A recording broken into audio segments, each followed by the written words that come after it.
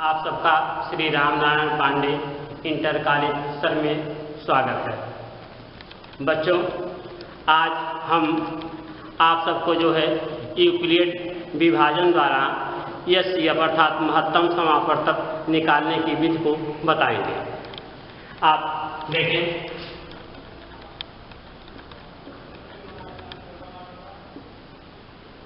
Euclid विभाजन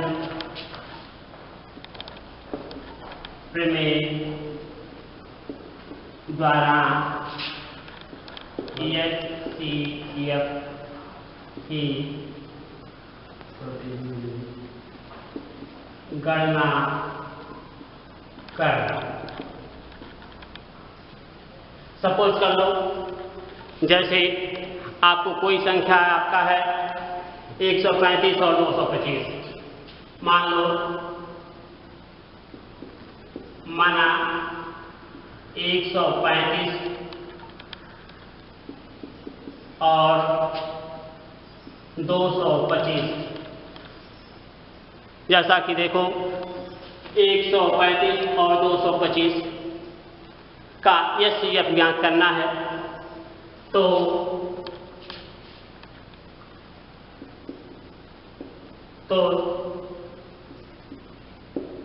solution में 225 12 135 135 आपका 0 9। पुनः 90 में 135 की भाग देंगे, आपका एक बार गया 90 हो गया 45। 45 में 90, 45 गुना 90। अब आप देखें 135 और 225 का यूक्लिड विभाजन द्वारा एचसीएफ ज्ञात करना। अब 135 से 225 में आप डिवाइड कर रहे हैं, तो 135 90 का पुनः 135 में आप भाग देंगे। आगे आपका 45 को पुनः 90 में डिवाइड करेंगे, ये आपका क्रॉस हो गया 2 है, अर्थात 7 एचसीएफ आपका 45 हुआ। इस प्रकार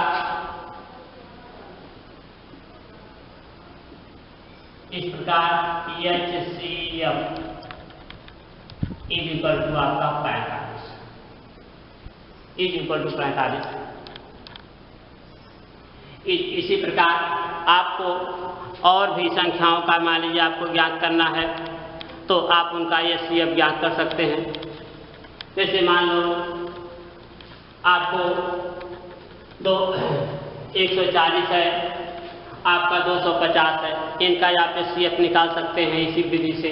तो आप इस भाग विधि द्वारा जितने भी आपकी जो है 2 संख्याओं का हो या 3 संख्याओं का हो, आप उनका एचसीएफ आप ज्ञात कर सकते हैं।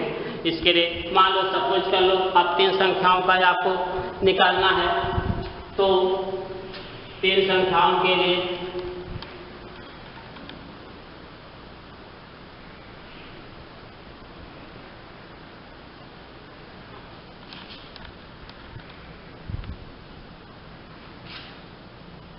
मान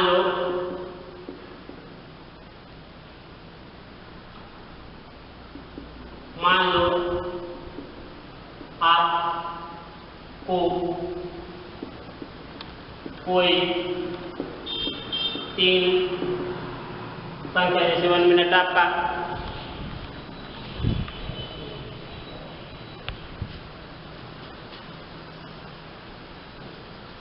मान लो कोई संख्या जैसे आपका 850, 625 और आपका 8625 और 475। मान लो कोई 3 संख्या आपको जो है 850, 625 और 475 दी गई हो, इनका आपको एचसीएफ ज्ञात करना है। तो ऐसी हालत में आप पहले इससे इसमें भाग देंगे। तो आप देखें 850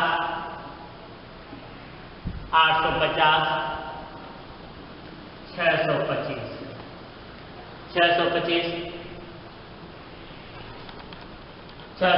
आपका 625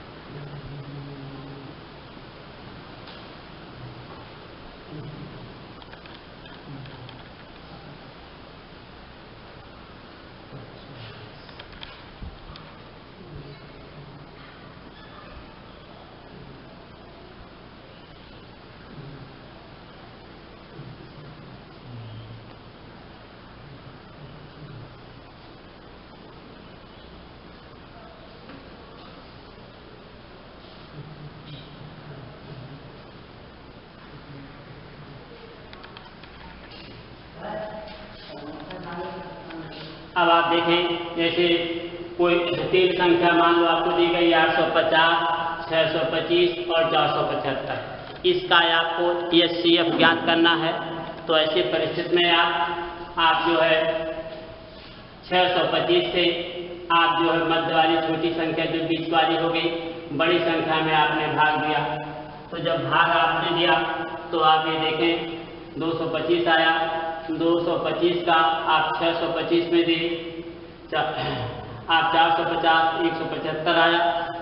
अब आप 175 से पुनः 225 में आप मार दी तो आपका एक आया, फिर आपका ये घटाए 50 आया, 50 का आप 175 में आप भाग दिए तो आपका भाग 3 आया, पुनः आपका नीचे शेष बचा 25 से आप पुनः आप 50 में आप भाग दिए तो 50 से 50 कट गया, बचा आपका यहाँ से भागफल आया 2, अर्थात 25 आया। पुनः अब आप 25 से आप 475 में आप डिवाइड करेंगे। 400 आप पुनः 25 से 475 में जब आप डिवाइड करेंगे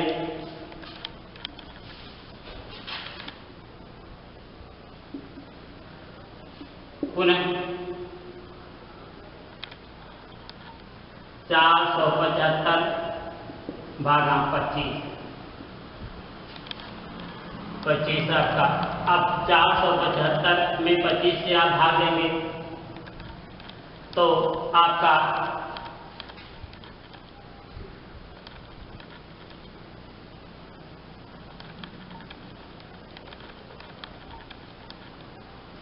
एक मिनट,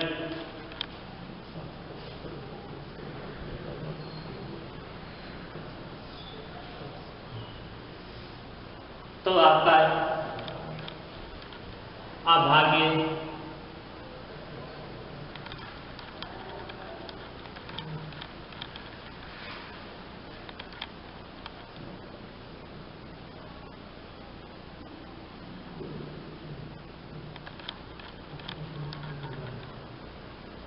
तो आपका आ गया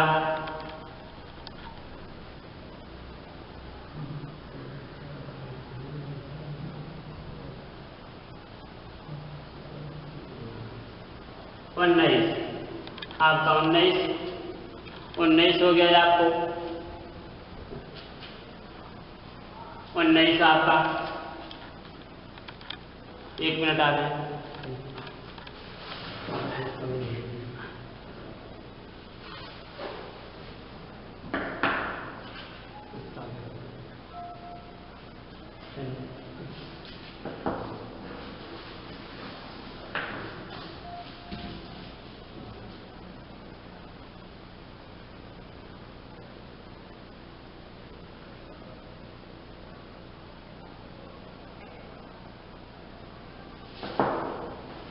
तो आपका 19 आ गया। अब आपका इस प्रकार इस 25 से संपूर्ण तीनों संख्याएं 850, 625 और 475 पूर्णतः विभाजित है। इस प्रकार आपका 850,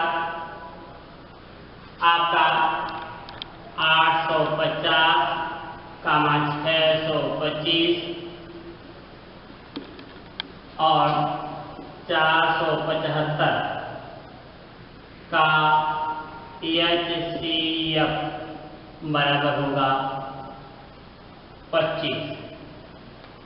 आपका HCF आपका इन सब का होगा 25। आपका तीनों संख्याओं का आपका HCF अब 25 हो गया आपका। तो इस प्रकार कोई भी आपकी तीन संख्याएं ये दी जाती हैं तो तीनों संख्याओं में आप जो सबसे बड़ी संख्या है उसके बाद उससे छोटी वाली संख्या से डिवाइड करते हैं। जब वो पूर्णतः विभाजित हो जाती है तो जो लास्ट में विभाजन की प्रक्रिया आती है उस विभाजन की प्रक्रिया से उसके बाद उससे जो तीसरे नंबर की छोटी संख्या होती है उसमें आप डिवाइड करते हैं। ये जब वो पूर्णतः उस संख्या से विभाजित हो जाती है तो विभाजित करने वाली संख्या ही उसका HCF अर्थात महत्तम समापवर्तक होता है। इस प्रकार जितनी भी कोई भी संख्या दी जा आप इन्हीं विधि से आप हल कर सकते हैं उन्हें। अब आगे आपका है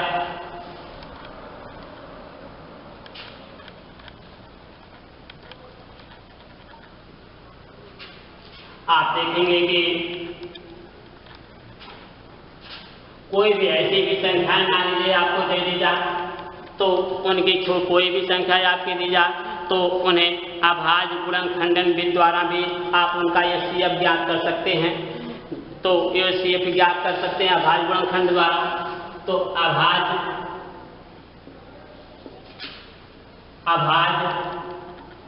गुणनखंड द्वारा भी आप HCF और LCM ज्ञात कर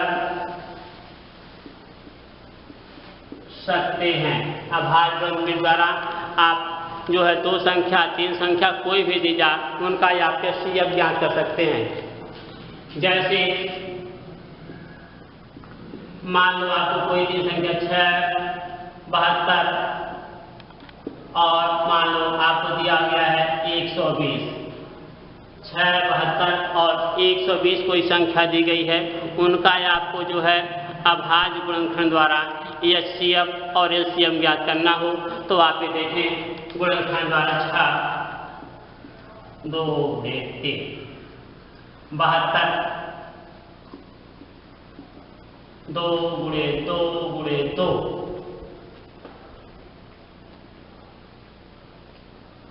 2 गुणे 2 गुणे 3 अर्थात आपका आ गया 2 पर 3 घात और 3 पर 2 घात तथा 120 तथा 120। यदि आप मान लीजिए कोई ऐसी बड़ी संख्या है आप उसे सीधे आप गुणनखंड नहीं कर सकते हैं तो उन्हें आप भाग 20 से गुणनखंड कर सकते हैं। तो सपोज कर लो जैसे आपको 120 मान लो दे दिया गया 120 है आपको तो ऐसी हालत में उन्हें आप ये देखें भाग 20 से छोटा कर लें।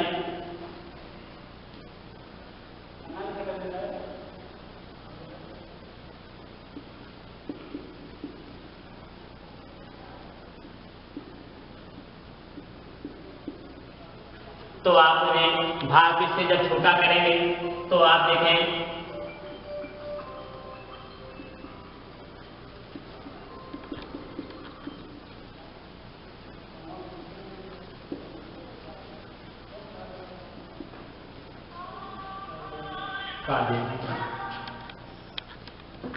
आपका अब 120 है, तो 120 को आप ये देखें कि यह आपका जो है 2 गुणे 2 गुणे 2 गुणे 3 गुणे 5 गुणे 5, अर्थात 2 पर 3 की घात गुणे 3 पर 1 की घात 3 पर 1 की घात गुणे 5 पर 2 की घात आपका, अर्थात 5 का 2 बार गुणा।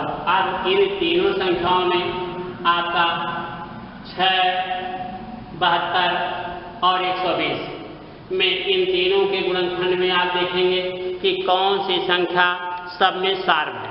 जो सार्व खंड होगा उसी संख्या, वही संख्या ही उस पद का आपका एचसीएफ होता है। इसलिए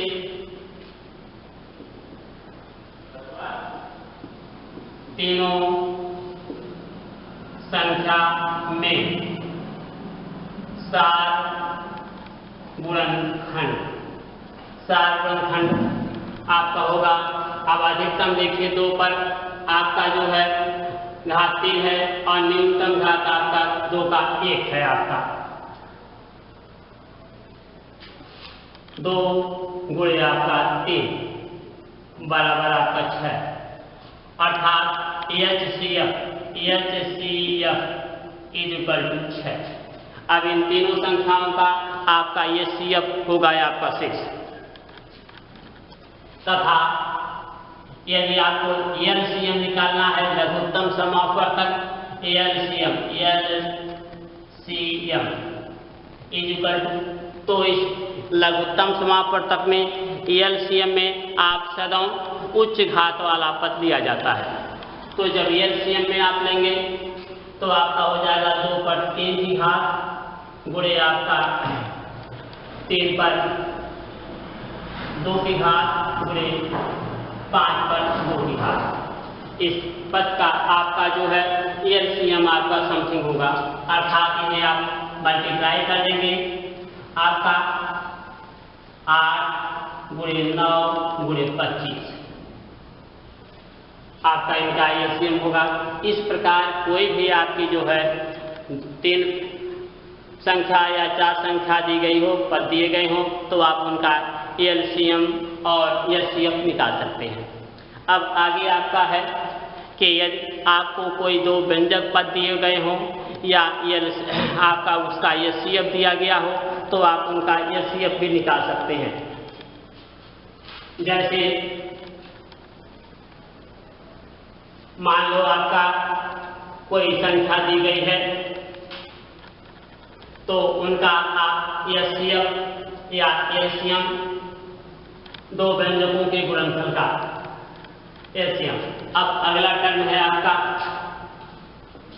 आपको 2 व्यंजकों का गुणनफल, ये 2 व्यंजकों का आपको गुणनफल है आपका है, तो उन्हें आप 2 व्यंजकों के गुणनफल का में सूत्र आप ध्यान दें,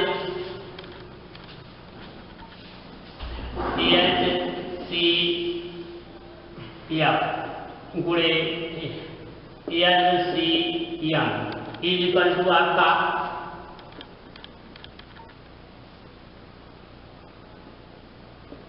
पहला व्यंजक गुणे दूसरा व्यंजक, पहला व्यंजक गुणे दूसरा व्यंजक, अर्थात इसे यूं भी आप पढ़ सकते हैं, ले सकते हैं, मास गुणे लसर, मास गुणे लसर बराबर पहला व्यंजक गुणे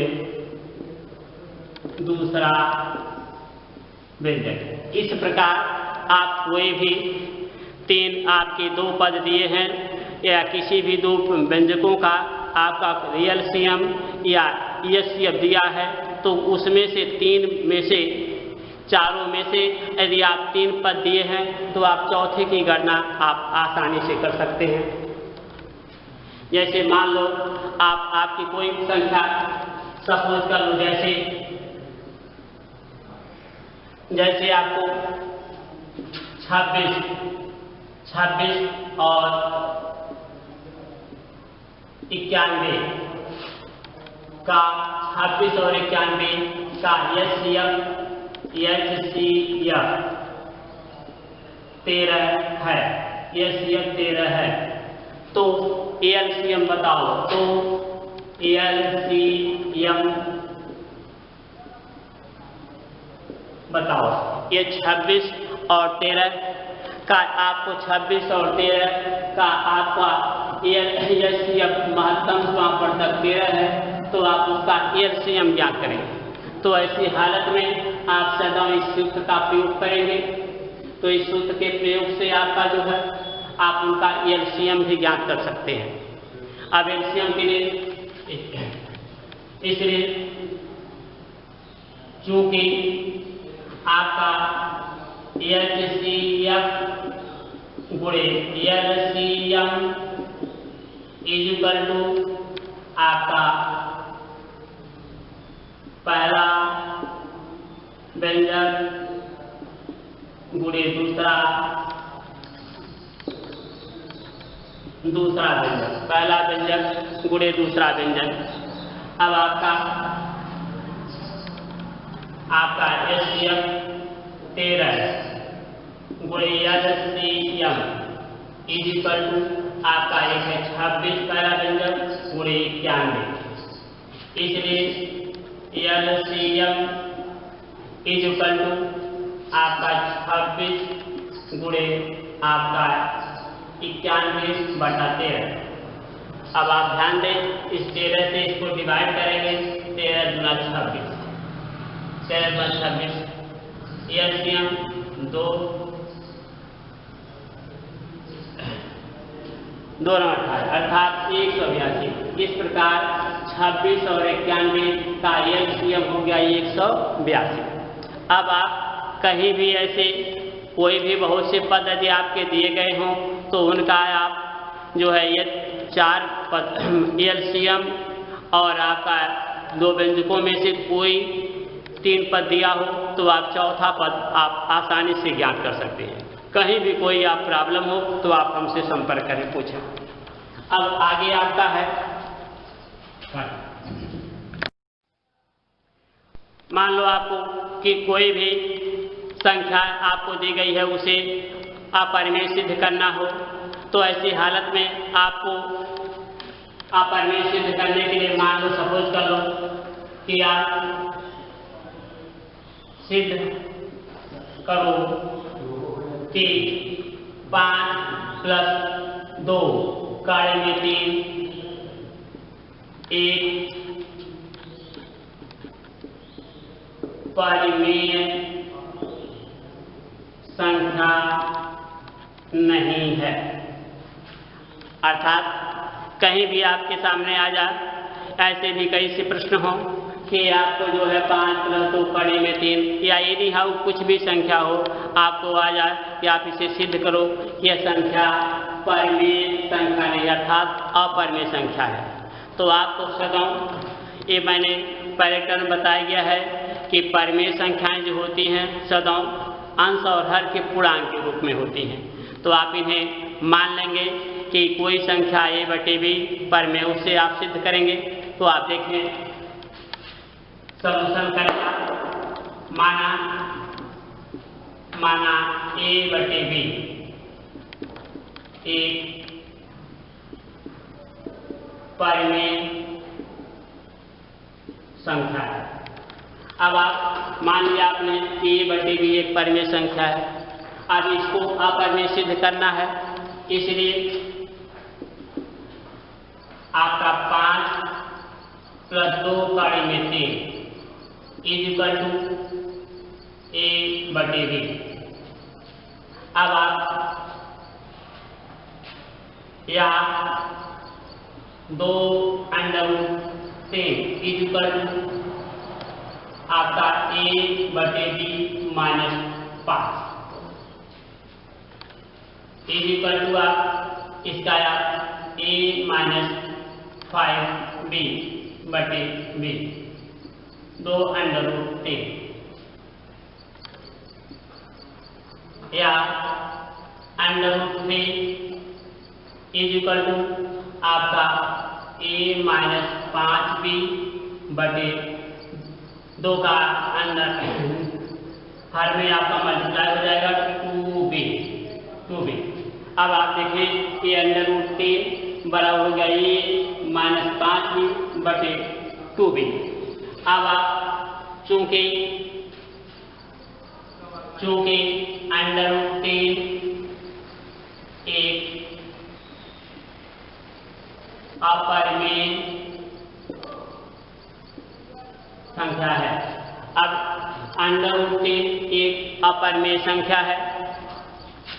जब यह अपरिमेय है तो यह मान इस मान के इक्वल है, बराबर है, इसलिए आपका a माइनस 5b बटे पूरे बटे 2b भी अपरिमेय होगा। इसलिए a माइनस 5b बटे 2b भी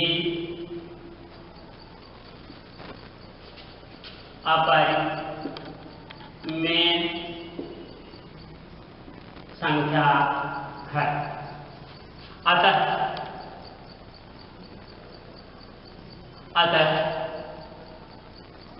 5 प्लस 2 अंडर रूट 3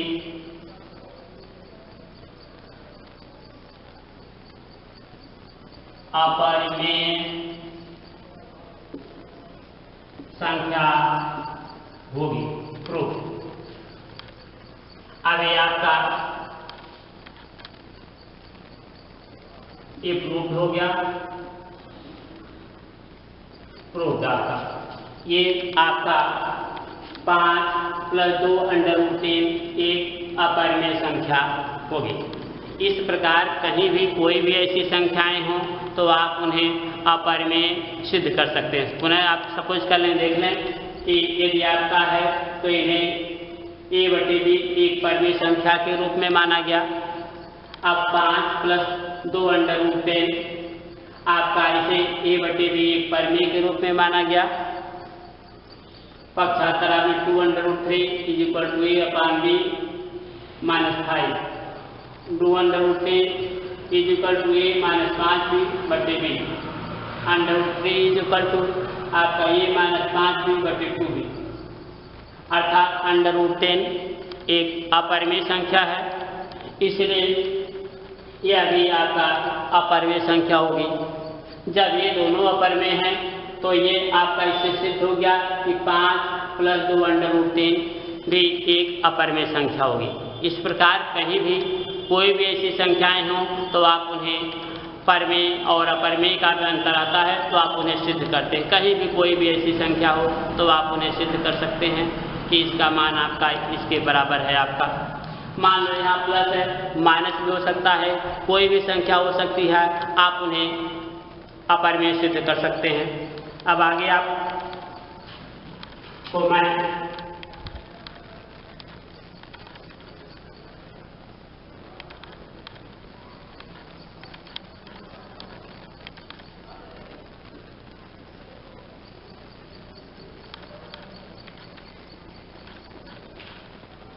अब हम आपको कुछ जो है होमवर्क टाइप में देते हैं कि जिसे आप सॉल्यूशन करिएगा। ये कहीं कोई आपकी प्रॉब्लम होगी, समस्या होगी तो आप जो है आप हमसे कांटेक्ट करेंगे, हम आपको बताएंगे। तो सब आपको है इस आपका क्वेश्चन नंबर 1 में आपका है ए में आपका है जैसे आपका है 35, आपका 55 और 105। 35, 55 और 105 का HCF ज्ञात करो। इसी प्रकार डी में है बी में है आपका जो है इनका 144, 256 का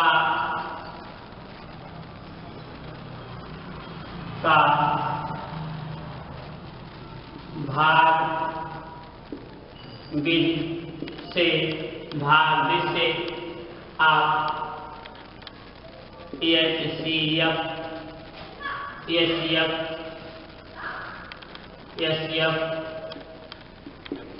और एलसीएम ज्ञात करो। अब क्वेश्चन नंबर आपका 2 में है, आपको क्वेश्चन नंबर 2 में आप इनका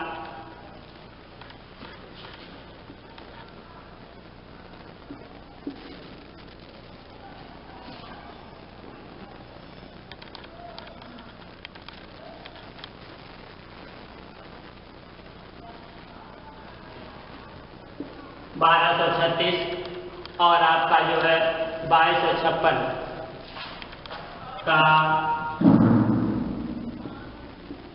अभाज्य गुणनखंडन द्वारा एचसीएफ और एलसीएम ज्ञात करेगा। तीसरा सिस्टम है क्वेश्चन नंबर 3 आपका, सिद्ध करो कि √2 तथा 4 माइनस कड़ी में 3 एक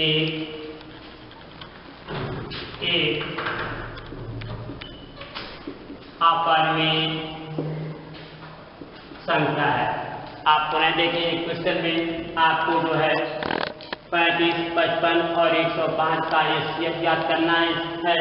पुनः इसको जो है 144, 256 का भाग से एचसीएफ और एलसीएम ज्ञात करें। और दूसरे क्वेश्चन में है 1236, 2256 का अभाज्य गुणनखंडन द्वारा एचसीएफ और एलसीएम ज्ञात करें। तथा लास्ट में जो मैंने अपरिमेय संख्या ज्ञात करने सिद्ध करने के लिए बताया है, उसके लिए आपको दिया होमवर्क में कि कड़ी में 2 तथा 4 माइनस कड़ी में 3 सिद्ध करो कि कड़ी में 2 तथा 4 माइनस कड़ी में 3 एक अपरिमेय संख्या है। ये सब वर्क आप लेंगे। कहीं कोई प्रॉब्लम होगा तो आप जो है करते हैं तो आप हमसे संपर्क कांटेक्ट करिएगा। और आज के लिए इतना ही, धन्यवाद।